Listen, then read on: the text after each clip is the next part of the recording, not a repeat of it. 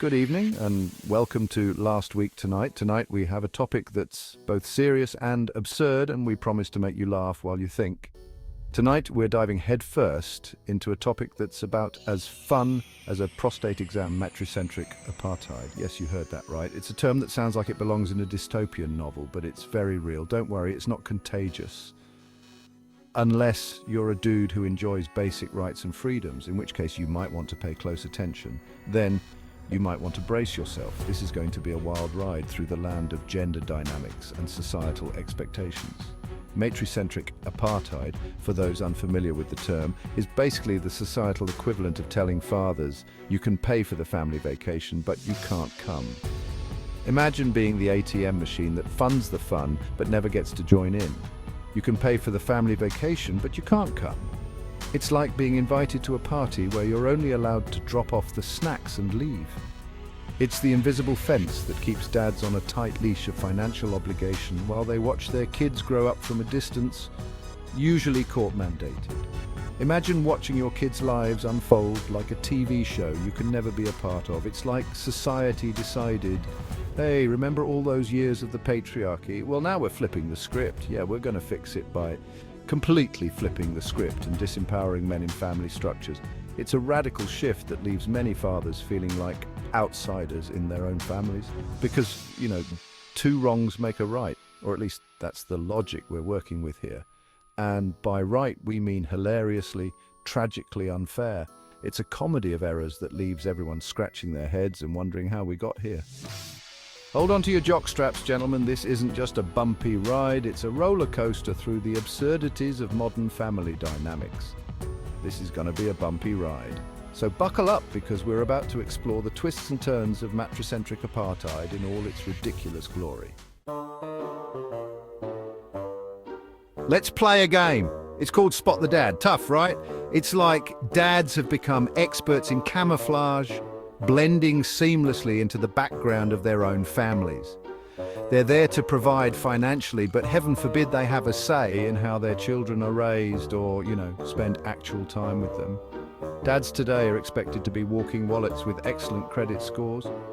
They're the silent partners in parenting, the guys who get called when the Wi-Fi's down or the car needs an oil change. And don't even get me started on Father's Day. A world's best dad mug and a pair of socks don't exactly scream equal and valued member of the family. It's like saying, thanks for paying the bills, here's some foot coverings.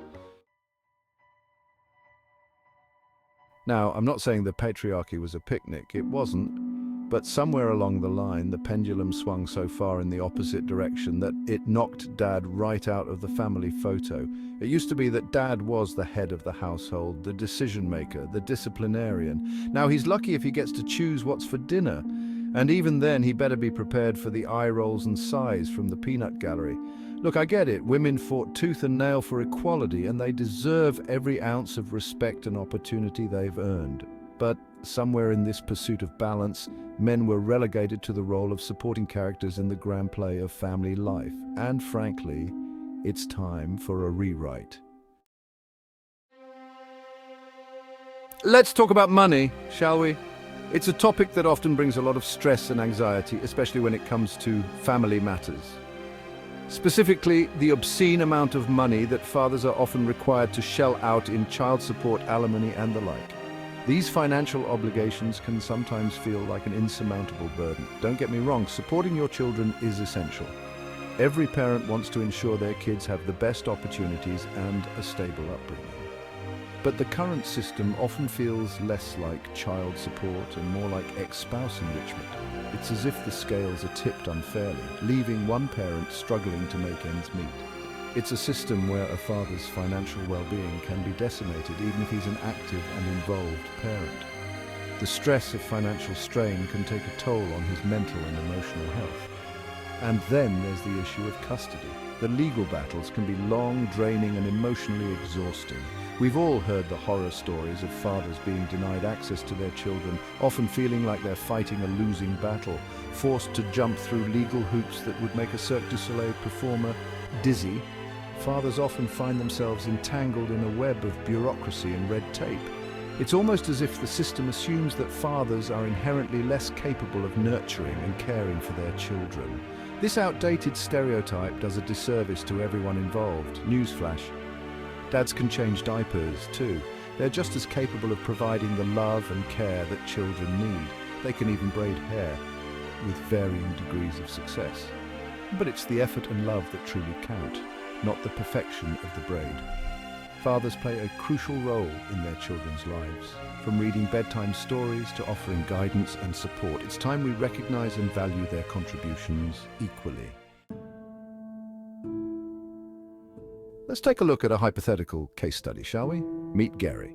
Gary is a perfectly average dad who loves his kids more than words can say. He and his wife decided to call it quits, which, hey, happens.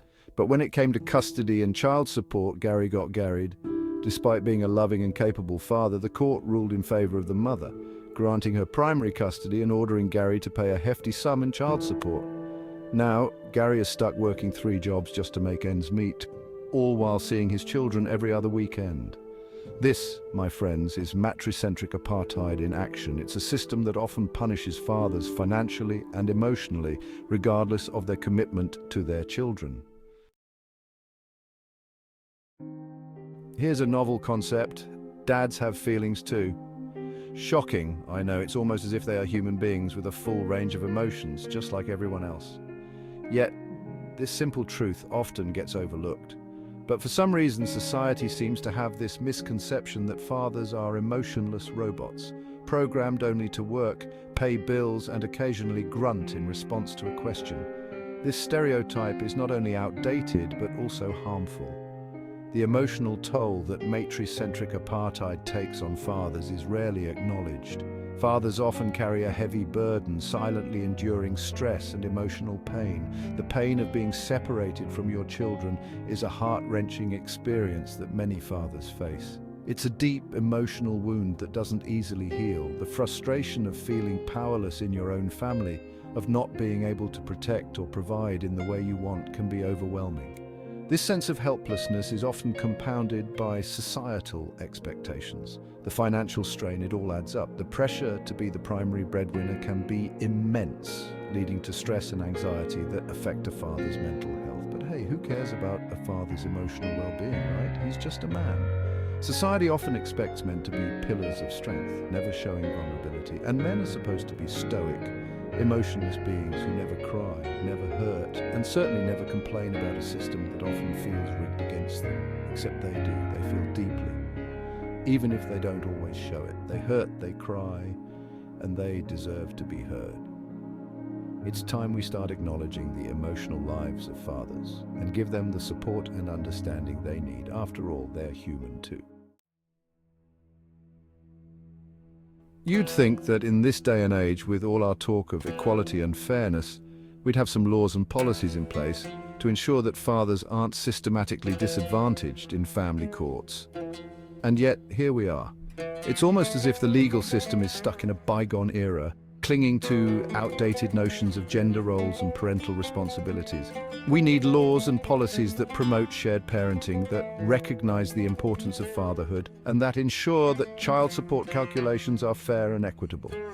We need a system that supports families, not one that pits mothers against fathers in a bitter battle for custody and control. So what can we do about this matricentric madness? For starters, we can acknowledge that it exists. We can start talking about it openly and honestly without fear of being labeled as misogynistic or anti-feminist. We need to challenge the outdated stereotypes about fathers and recognize that they are just as capable of being loving, nurturing, and involved parents as mothers. We need to demand reform in our legal and social systems to ensure that fathers are treated fairly and equitably. It's time to ditch the matricentric apartheid mentality and embrace a future where both mothers and fathers are valued, respected, and empowered to be the best parents they can be. Because, let's face it, kids need dads, and dads deserve a fair shake.